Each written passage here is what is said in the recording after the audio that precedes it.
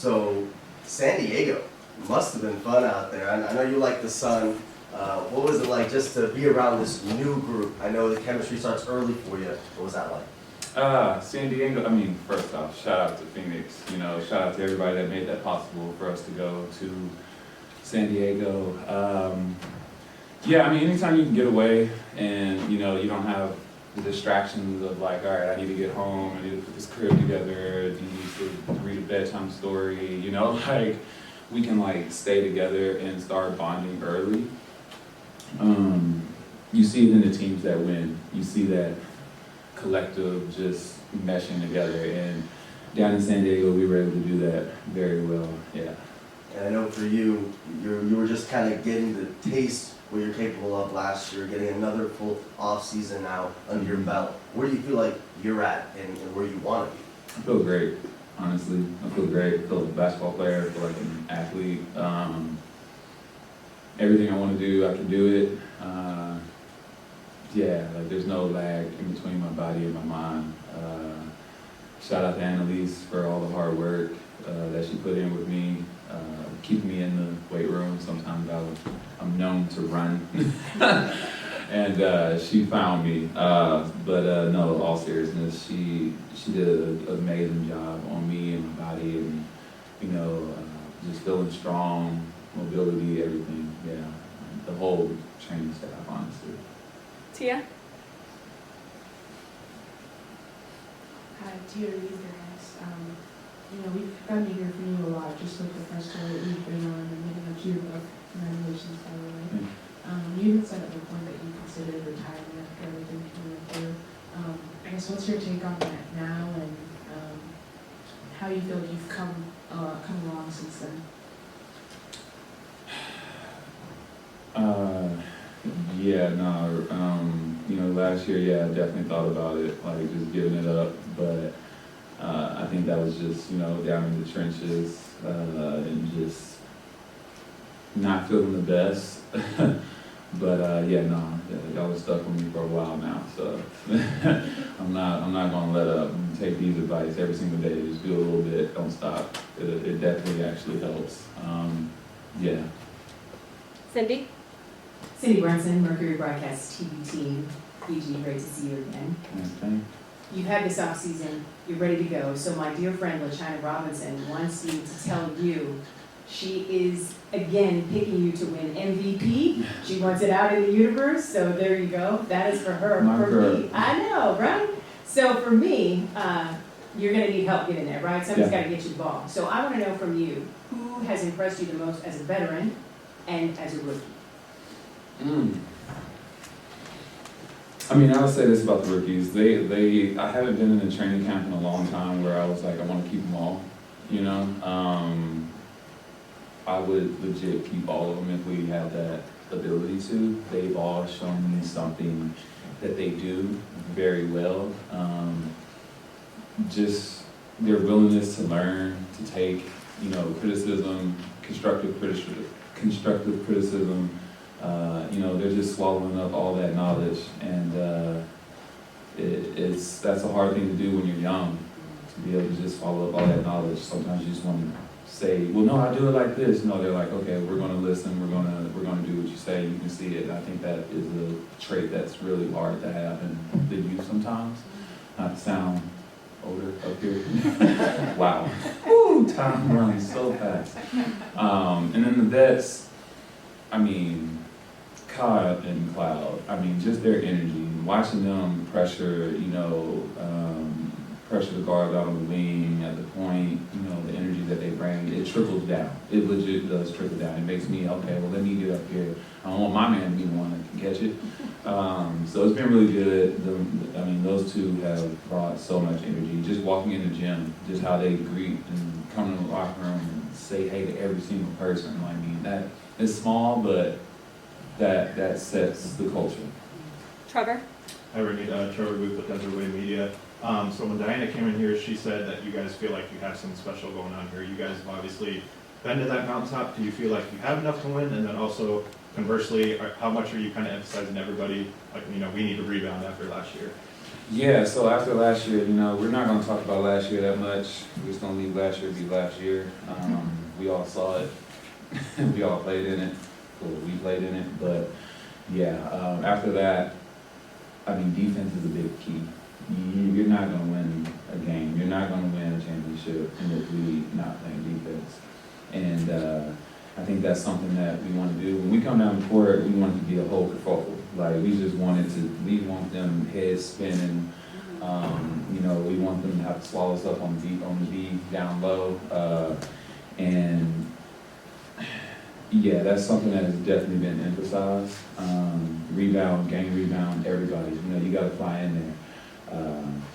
So I think you'll see a different Mercury out there. I'm ready for the second preseason game, so we can work on it even a little bit more now and show y'all here at home. Jay? Hey, Brittney. Jay Russell, Brent City Sports. Two questions. One on the defensive end. Coach Tibbetts talked about how basically confident he's in you in terms of handling the paint. Defensively, how confident are you in the wings and the guard to get a hand in the face of some of the best shooters in the WNBA? What have you seen actually in practice? Yeah, Coach is challenging me to stay in front of the ball and be that rim protector. I feel like when I first came in, that was definitely my MO. I kind of got away from that, depending on the years and learning more about offense. But I'm going back to the basics. I'm about to have the Meg Thee Stallion knees out there. I'm about to get low, all right? Okay, I'm about to slide, all right? So, no, I mean, all seriousness though, like, if I'm not protecting the rim, if they don't have, I'm gonna be in a lot majority of the pick and rolls. And me and Mike J, we've been working on that this whole off season. I finally had a real off season where I felt like myself, where I can actually work on these things that I've kind of gotten away from over the years. And I'm looking really forward to getting back to there. I'll talk about the MVP and all that, but I want to be the defensive player of the year. I want that title. I held it 2 years in a row, I think, back in the day, and I'm trying to get back to that. So yeah, if I'm doing that, our team's gonna win. And then, sorry, just Just all good. Go ahead. thanks, Britt. The last question I want to ask too, something big. You've been in the league for a while now. Mhm. Charter flights. Yeah. How do you feel about that? Just being able to, fly private and everything like that. I know that has to kind of get on the WNBA players' nerves sometimes. Yeah, I mean, I'm really excited that the younger players will not have to experience everything that we experienced and the ones before us had to experience with that. I always said that safety is like a #1 key. Like our safety should have always been high priority. I understand we're more accessible to our fans, and that's good to a certain extent. But I feel like we've hit the threshold now where it can be an endangerment, and there are threats that are present that people know about. Last year we had somebody roll up on us, and that situation could have went totally different. Luckily it wasn't as aggressive as it could have been. But we've seen in media, we've seen in times where that can go really bad really quickly. So the fact that we're going to have these charter flights, where we don't have to worry about that, that's one less thing we can, take off our radar, focus on the game, getting there. I think it's just going to be better for us. So I'm just really excited for the young ones to not have to deal with that stuff we dealt with. Jeff? Hi. I asked Diana about having Christy Tolliver on the staff. You also played with her in Russia. Mm-hmm. What's that like for you, having her as part of the staff? And then my second question is, you've seen your teammates become parents. You're about to become a parent. What's that like for you even now, just a little bit before it actually happens? Yeah. I'll start with KT. KT's been coaching, I mean, honestly, in my opinion, before she crossed over to the coaching side. I just vividly remember her grabbing me and just coaching me up on the court, off the court, in practice. I always could turn to her, and she would make sure I was in the right place. But beyond that, make sure I understand why I should be in that place, not just go stand in the corner and go set the screen and roll. Like, you're doing this for this backside action, And you know, what she's done, you know, throughout her career on the floor. I'm glad I don't have to go against her anymore. I'm glad she's coaching me on my side now. But you're just going to see even more of how great of a coach, you know, she's going to be. Vicky? And, Oh, sorry. Second part of that question. Oh, yeah.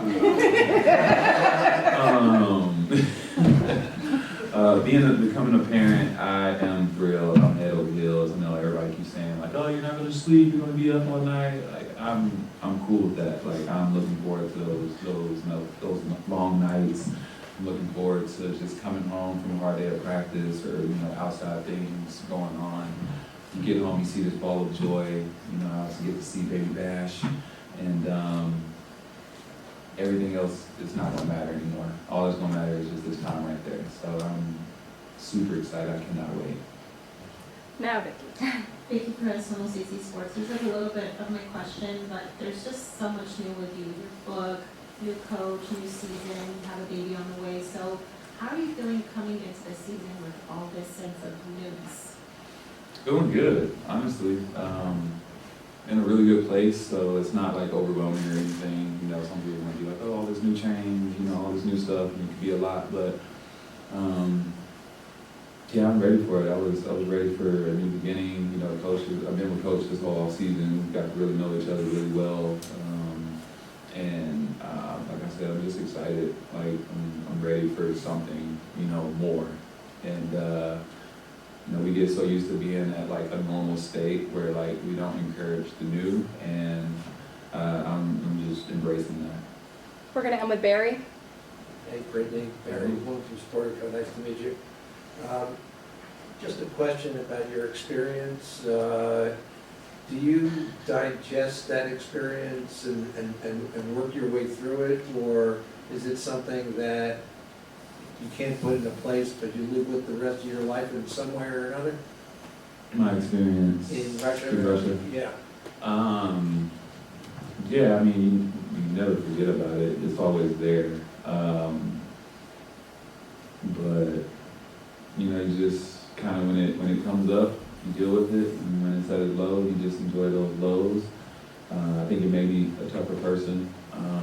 When adversity hits, I always can think back to real adversity that I actually went through, and I can get through whatever in my day pops up. Hard game, down, you know, injuries, knock on wood, but I mean, you know, it's part of our game. I used to think that was the end of the world until I met what the end of the world is to me. So I think it just made the smaller things really seem smaller for me, so I can use it to my advantage. So you've been through the worst, and the rest of it is... Yeah, I mean, any worse than this, I guess I'm in a pine box, so, you know, hopefully it doesn't come to that anytime soon.